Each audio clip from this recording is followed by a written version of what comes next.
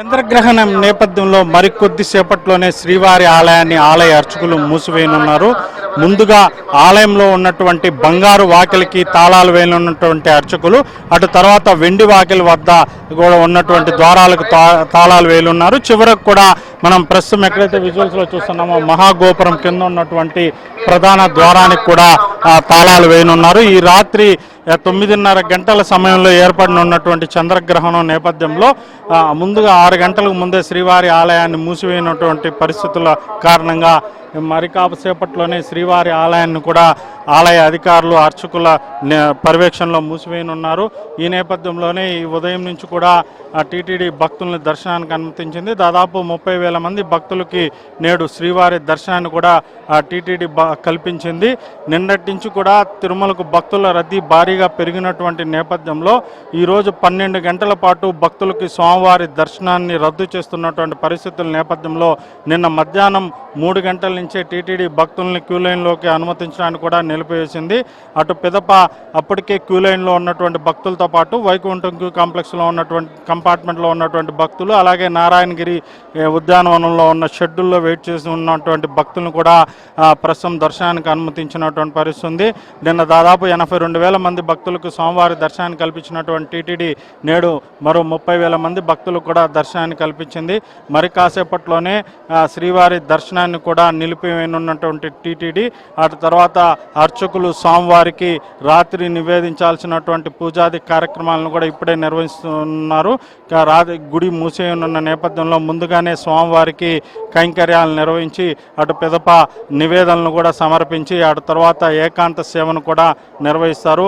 అటు తర్వాత ఆలయ ద్వారాలను కూడా అధికారుల సమక్షంలో కూడా మూసివేయనున్నారు. ప్రస్తుతం ఏదైతే ఆలయాన్ని మూసేస్తారో తిరిగి రేపు వేకువజామున 3 గంటలకు కూడా అర్చకుల ఆలయాన్ని తెరవనున్నారు. ముందుగా పుణ్యావచనం నిర్వహించి ఆ తర్వాత ఆలయ శుద్ధి కార్యక్రమాన్ని కూడా నిర్వహించి అటు పిదప స్వామివారిని సుప్రభాత సేవతో కూడా అర్చకులు మేల్కొల్పనున్నారు.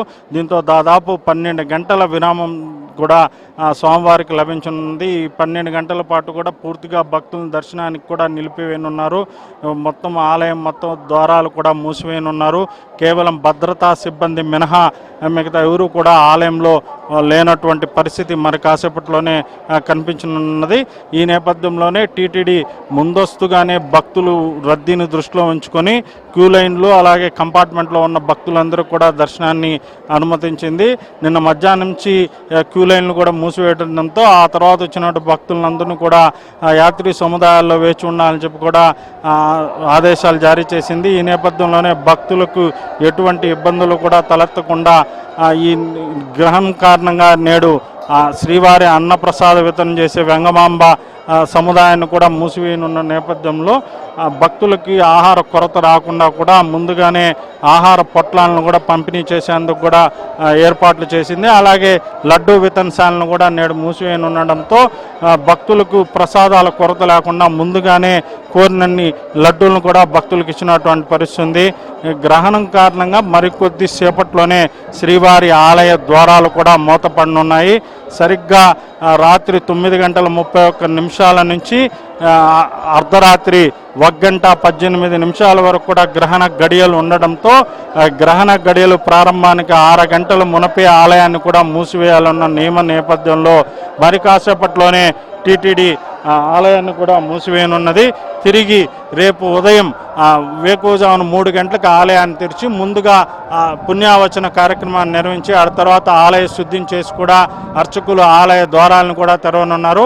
అటు పిదప స్వామివారిని సుప్రభాత సేవతో కూడా మేల్కొల్పి తిరిగి 7 గంటల నుంచి కూడా సామాన్య భక్తుల్ని టీటీడీ దర్శనానికి అనుమతించింది.